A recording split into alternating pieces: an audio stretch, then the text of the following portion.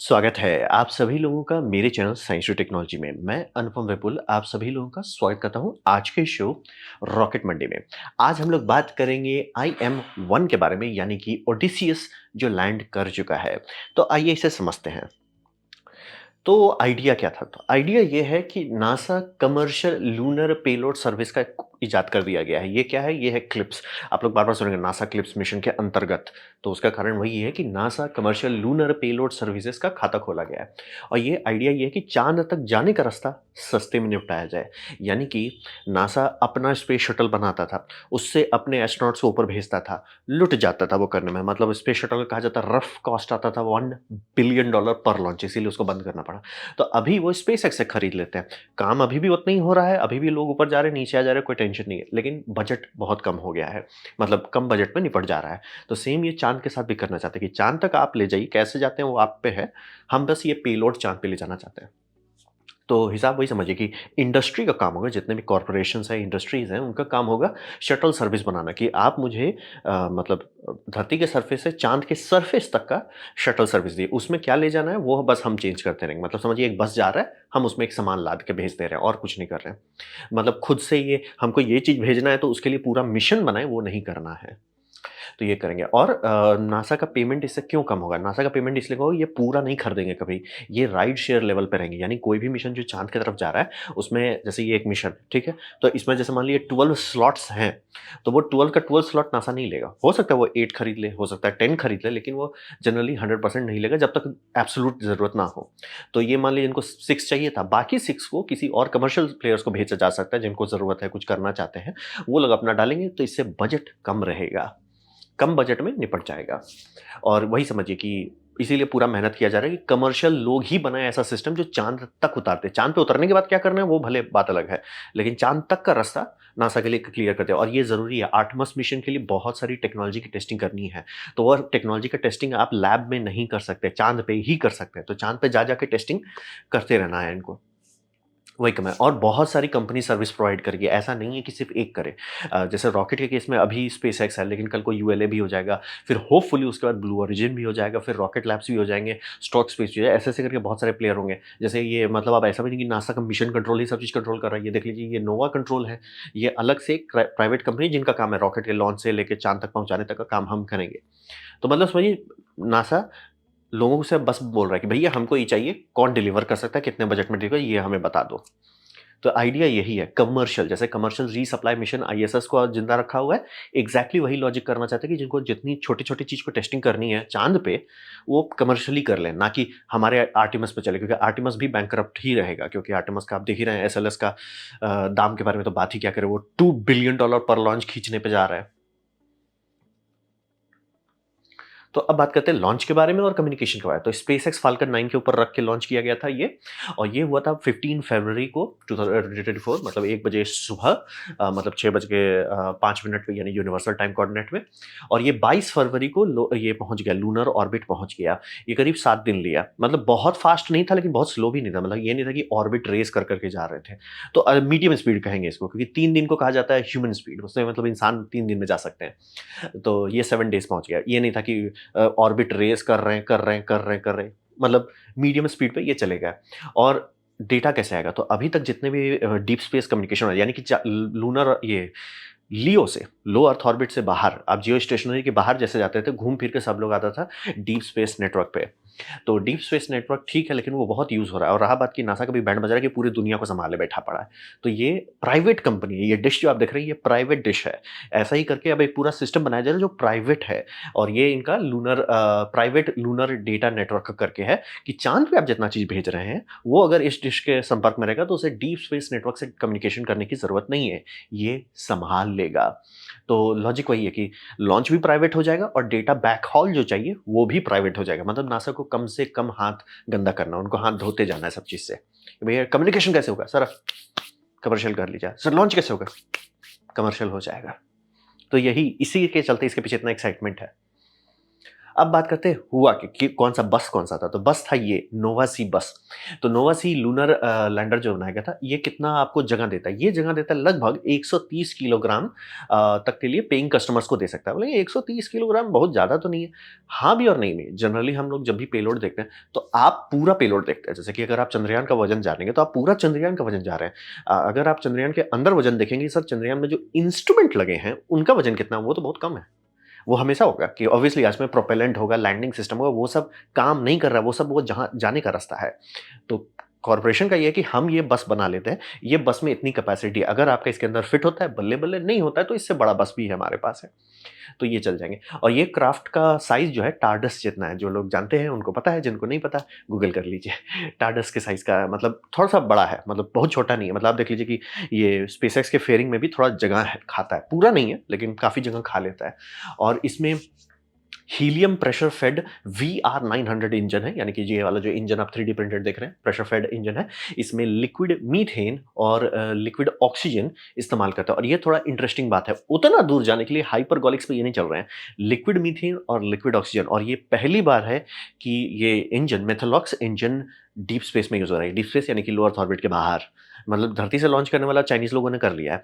Raptor भी almost छू रहा है ऑर्बिट, लेकिन ये सर हम चाँद पे फायर कर रहे हैं, आओ हमारे पास। मतलब अलग लेवल पे इन्होंने ढप्पा मार दिया और इंजन सिंपल है, ये मैं क्लियर करता हूँ, ये हाई थ्रस्ट इंजन नहीं है, ये सिंपल इंजन है।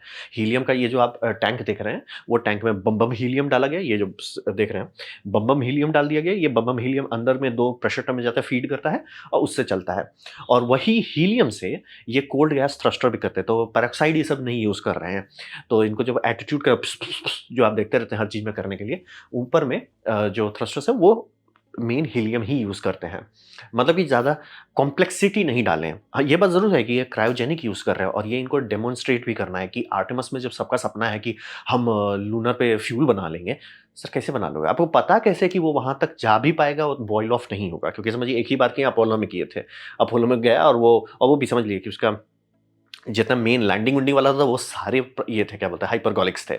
जो क्रायोजेनिक था वो तो कब का छोड़ के चला गया था। वो मतलब सैटर्न 5 का थर्ड स्टेज था, वो तो छोड़ के चला गया था। वो जस्ट इंजेक्शन बर्न किया, काम खत्म, उसे त्याग दिया गया था।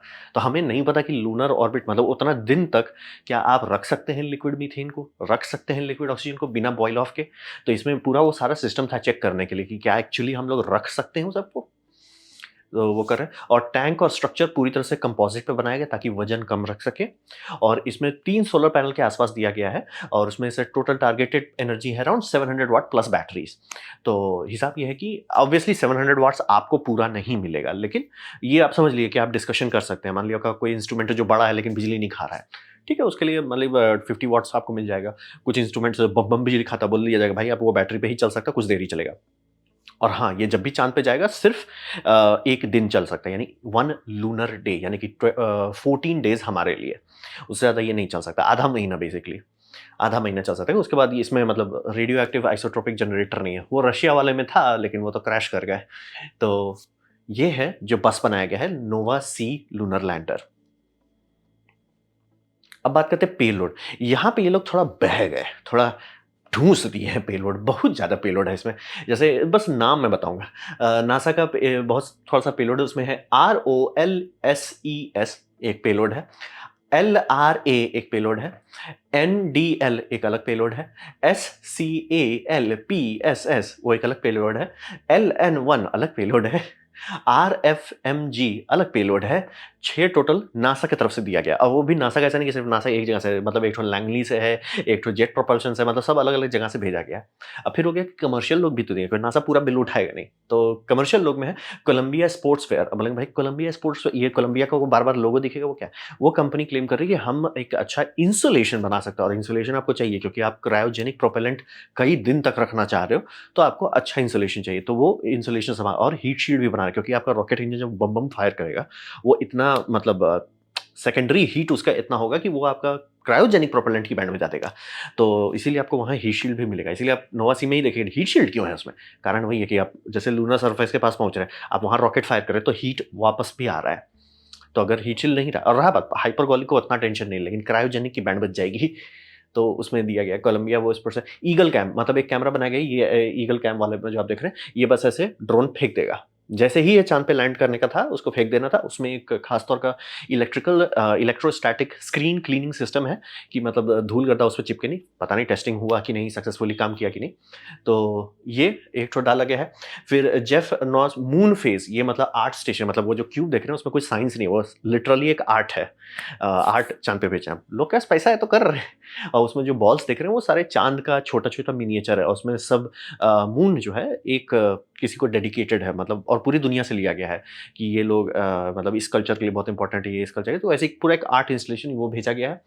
फिर आपका हो गया इंट लूनर ऑब्जर्वेटरी, ये ऑब्जर्वेटरी है, ये कोई शायद हवाई में कोई इंस्टीट्यूट के उसके लिए क्या, बहुत गहराई में पढ़ सकते हैं। गैलेक्टिक लेगेसी लैब्स की तरफ से है, वो शायद ये वाला है, गैलेक्टिक लैब, लॉन स्टार, ये लोन स्टार डेटा होल्डिंग्स। अब ये कंपनी है जो कह रही है कि हम चाँद पे सर्वर बनाएँगे, बैकअप सर्वर, यानी कि वहाँ पे आप ऐसा डाटा डालिए जिसको आपको बार-बार मतलब समझिए वो कोल्ड आर्काइव हो जाएगा, लेकिन एब्सोल्यूट आर्काइव है, यानी कि ऊप्स डिलीट हो गया ये सब नहीं होगा। ऊप्स वहाँ तूफ़ान आ गया या सुनामी आ गया या कुछ हो गया, लड़ाई झगड़ा हो गया, वो सबसे दिक्कत नहीं होगा। जो मैंने एक फ्यूचर फ्राइडे वीडियो वाले में बताया था कि चाँद पे ही हम लोग लॉन्ग टर्म आर्काइविंग कर सकते हैं अभी। ये लोग गाड़ी खोल दी है। इनकी गाड़ी आगे बढ़े जा रही है। ये कर रहे हैं। मतलब ऑब्वियसली ये अभी डेटा टेस्टिंग कर रहे हैं। आगे फ्यूचर वेरिएंट में फुल सर्वर्स से जाएँगे तो, और धीरे-धीरे बढ़ाते जाएँगे। पहले थोड़ा-सा छोटा, फिर थोड़ा और बड़ा, ताकि उनको समझ में आए कि डेटा वहाँ रख सकते हैं कि नहीं, कॉस्मिक रेडिएशन से क्या होता है। बहुत सारी चीज़ क्लियर करेंगे तब बम-बम करेंगे। लेकिन टेस्टिंग तो करना पड़ेगा, टेस्टिंग खोल दिया गया है। तो वही समझिए, यही मेन फ़ायदा है इसका करने का, क्योंकि यही फाइनेंशियल सस्टेनेबिलिटी देता है।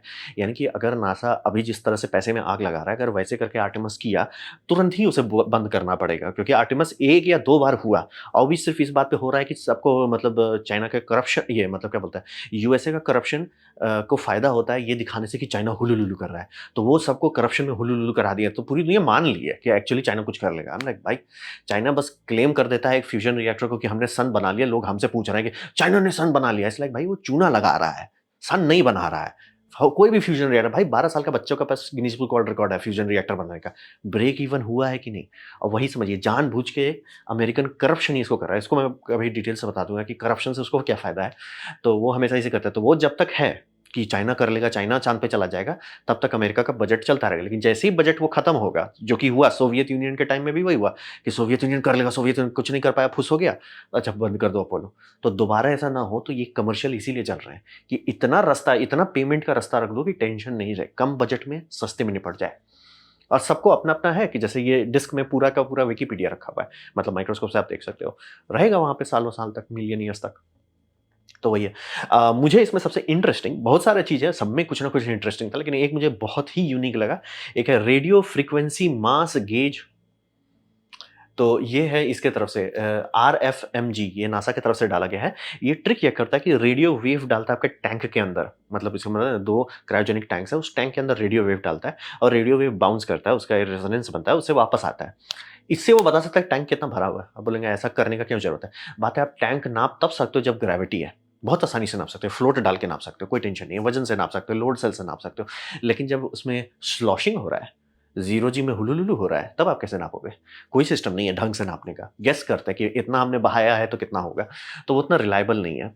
मतलब लोग उसी के भरोसे, और इसीलिए बहुत सारे पुराने मिशन्स में ज़रूरत से ज़्यादा बड़ा टैंक डाल देते थे। मतलब कि आपको पता है कि इतना है, लेकिन आप श्योर नहीं हो, गेस मेजरमेंट भी गारंटीड नहीं है। भगवान भरोसे चलते रहते थे। इसीलिए कहते हैं अपोलो मिशन सिर्फ़ रफ़ किया गया था, बहुत रफ़ था मिशन वो।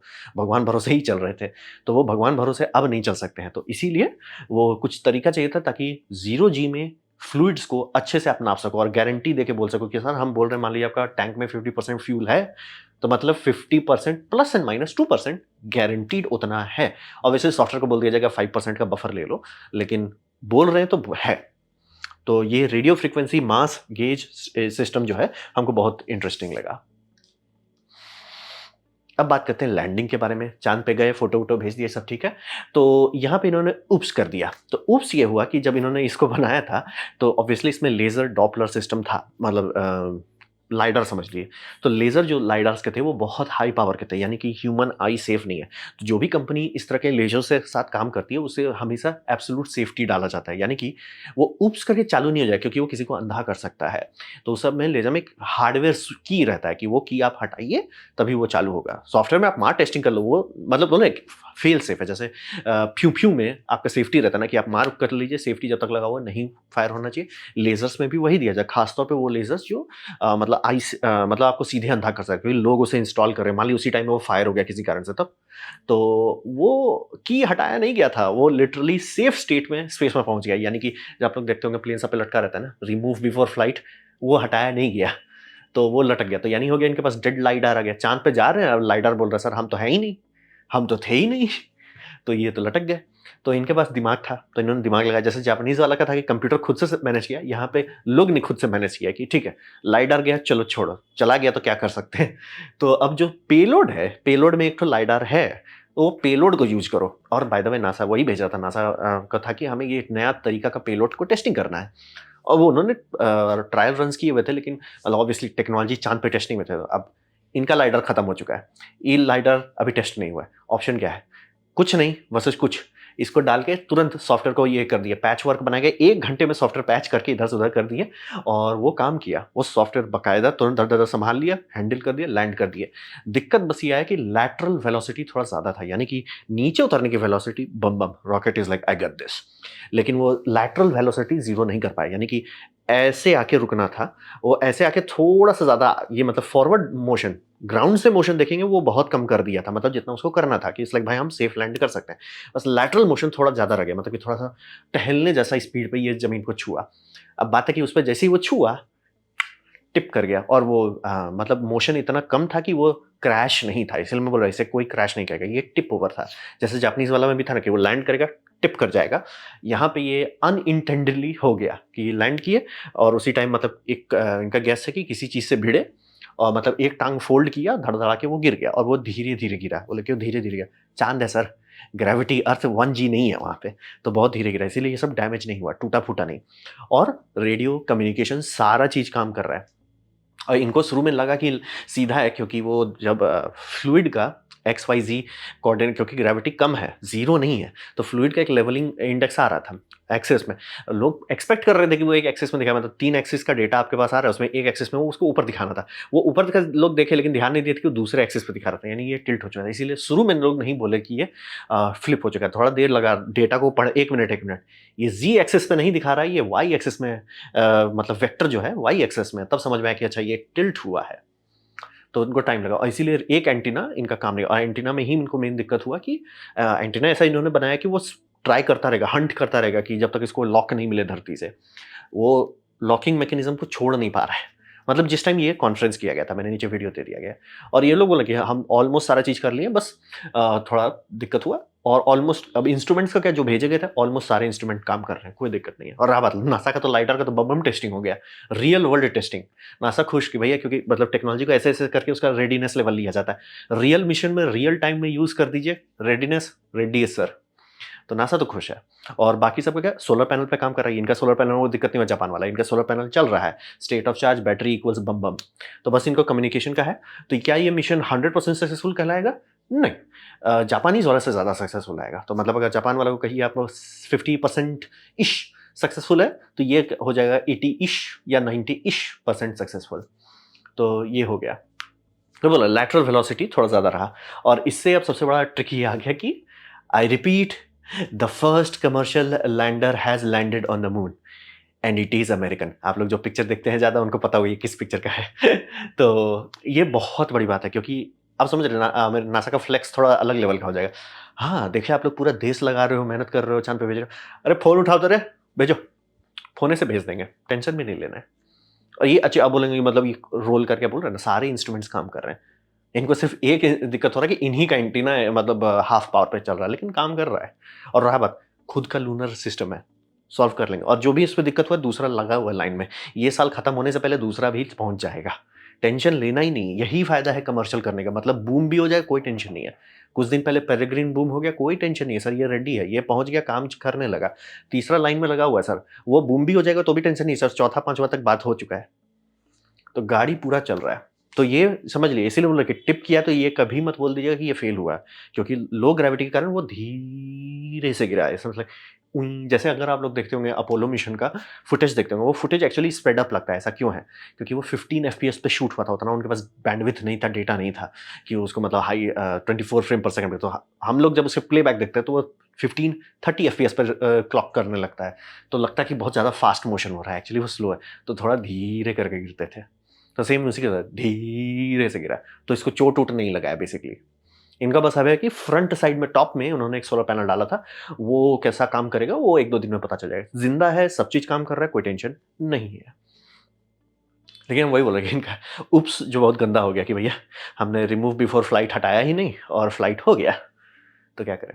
ये बहुत बड़ी बात है कि कमर्शियल कंपनी अगर करने लगती है। वही बोल रहे हैं पेरेग्रीन के बारे में हम लोग बात अभी भूले भी नहीं है। जी पहुँच गया जी, सर टिकट एंड गो। बोले सर ये गिर गया।